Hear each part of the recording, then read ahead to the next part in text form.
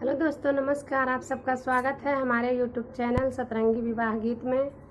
तो मैं एक नाच गीत लाई हूँ, चुटकुला नाच गीत। आप लोगों को पसंद आए तो लाइक, शेयर, सब्सक्राइब, कमेंट ज़रूर करिएगा। बहुत बहुत धन्यवाद।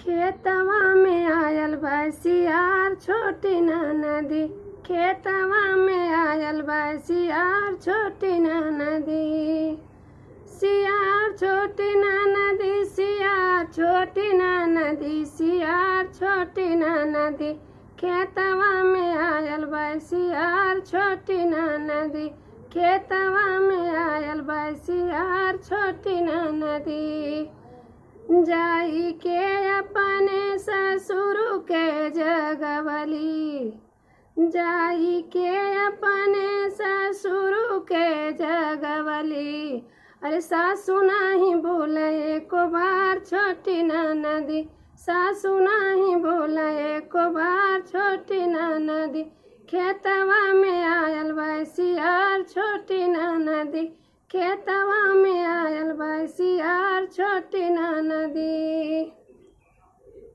जाई के अपने हम जेठ के जगवली, जाई के अपने हम जेठ के जगवली, जेठानी नहीं बोले एको बार छोटी नदी, जेठानी नहीं बोले एको बार छोटी नदी, खेतवा में आयल बसियार छोटी नदी, खेतवा में आयल बसियार छोटी नदी, जाई के अपने हम देवर के जगवली, जाई के अपने हम देवर के जगवली, देवरानी नहीं बोला एको बार छोटी नदी, देवरानी नहीं बोला एको बार छोटी नदी, खेतवा में आयल बसियार छोटी नदी, खेतवा में आयल बसियार छोटी नदी।